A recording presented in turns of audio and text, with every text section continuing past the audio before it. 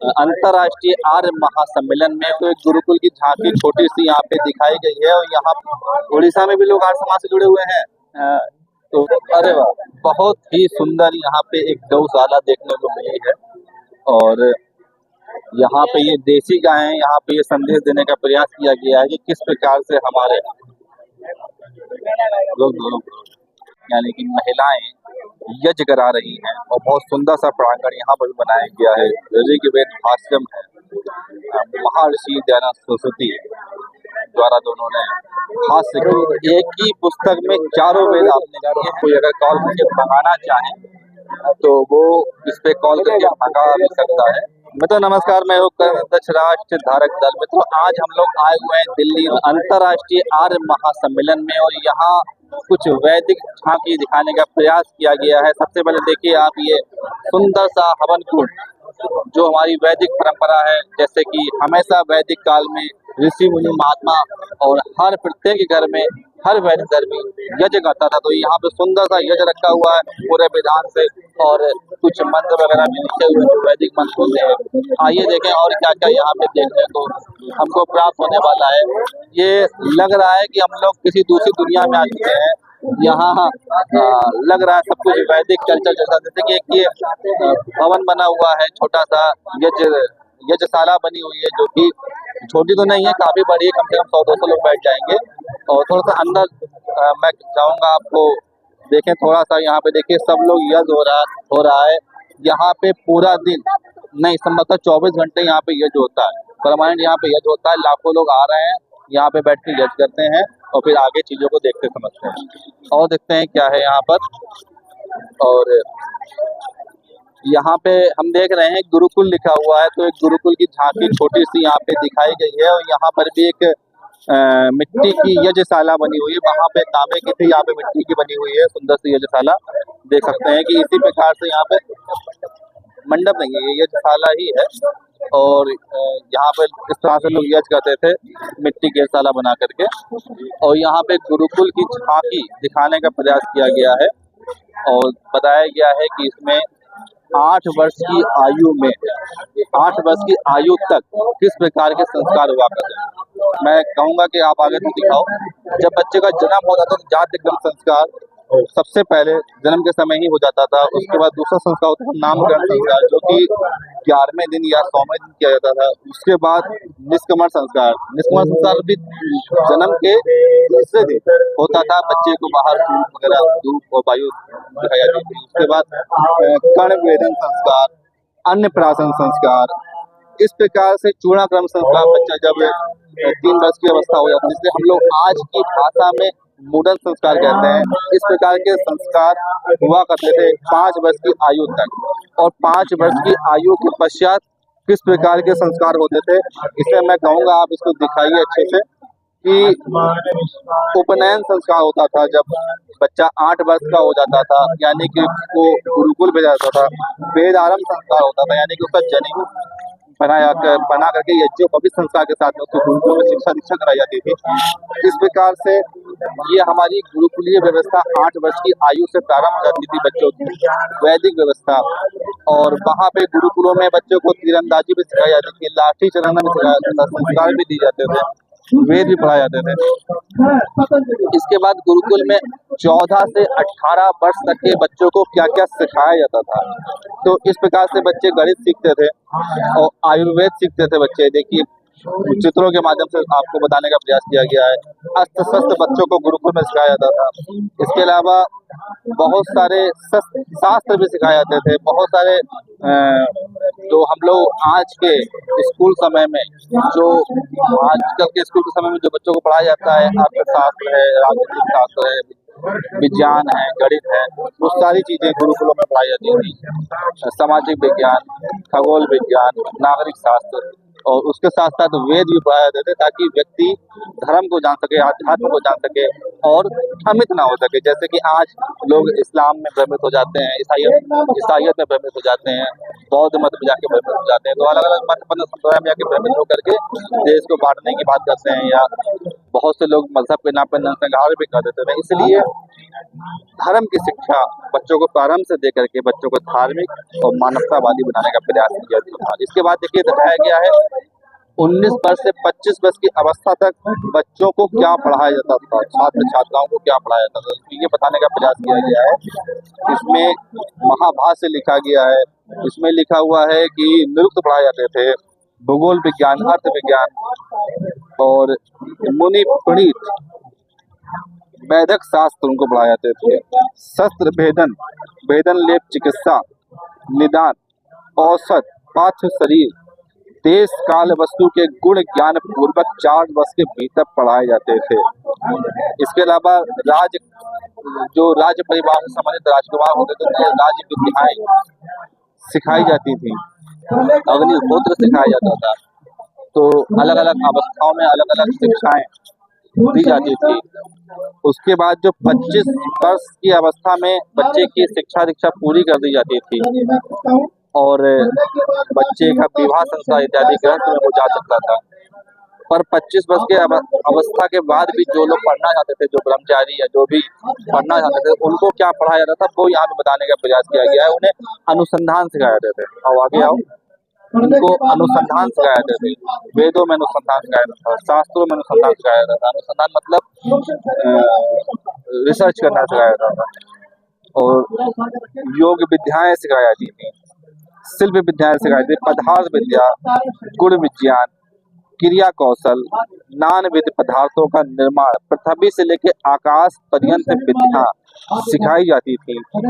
जो 25 वर्ष से अधिक की अवस्था में पढ़ना चाहते थे, ज्योतिष शास्त्र, सूर्य सिद्धांत, बीज गणित, अंग भूगोल, खगोल, ये सब 25 वर्ष की अवस्था के बाद भी पढ़ना और पढ़ाने का कार्य चलता रहता था।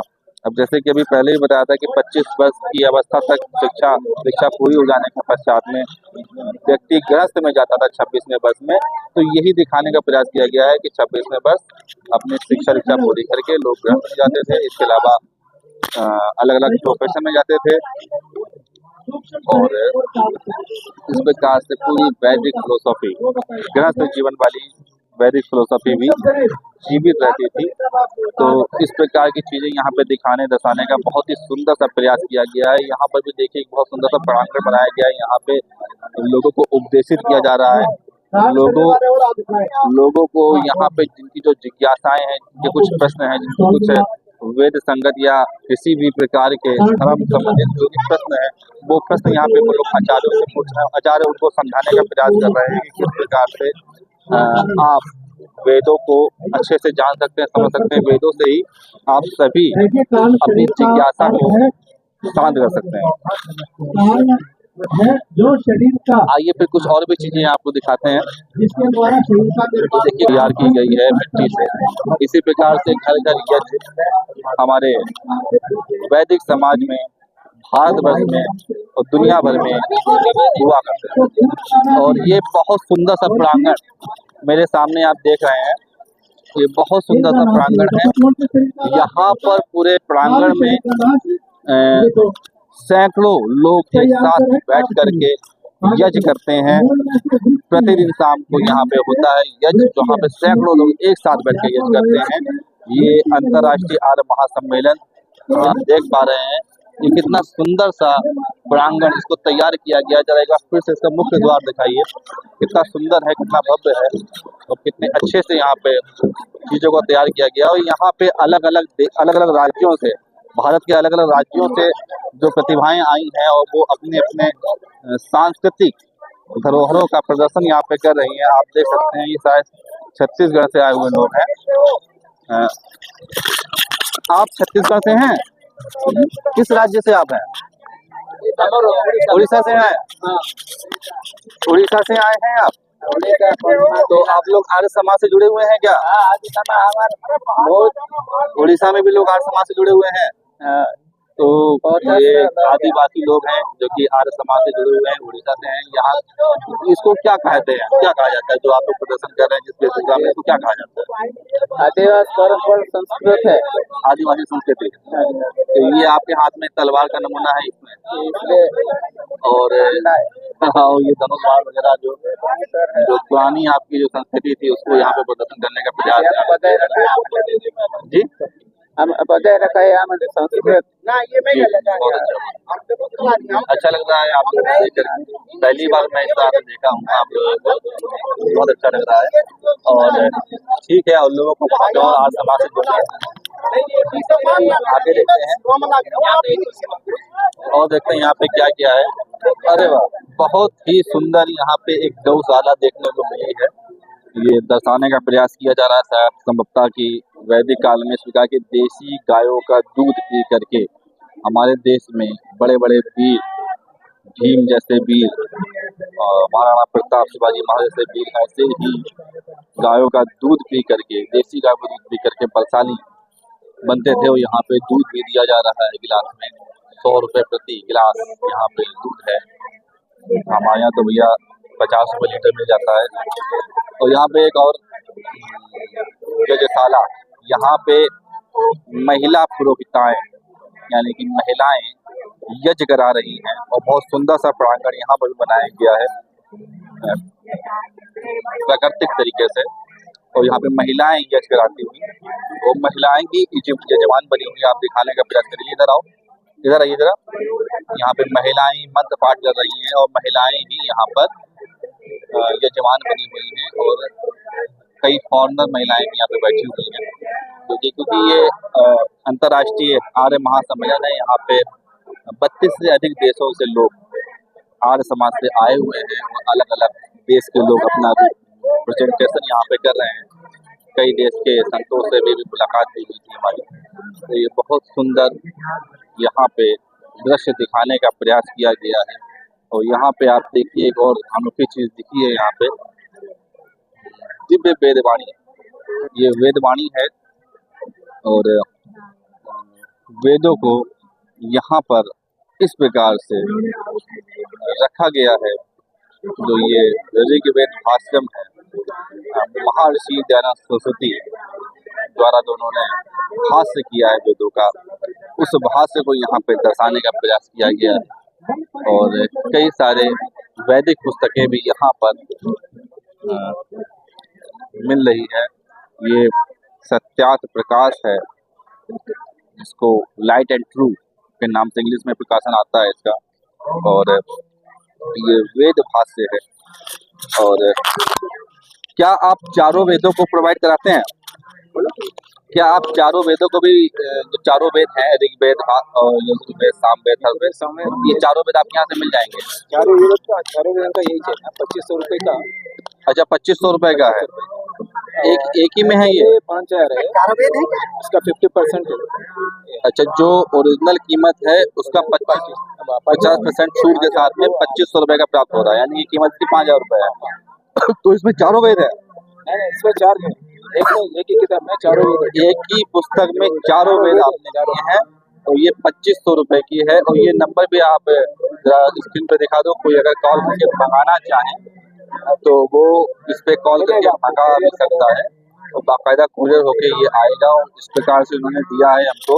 इसको भी जरा दिखा दो कि ये 50% छूट के साथ में ये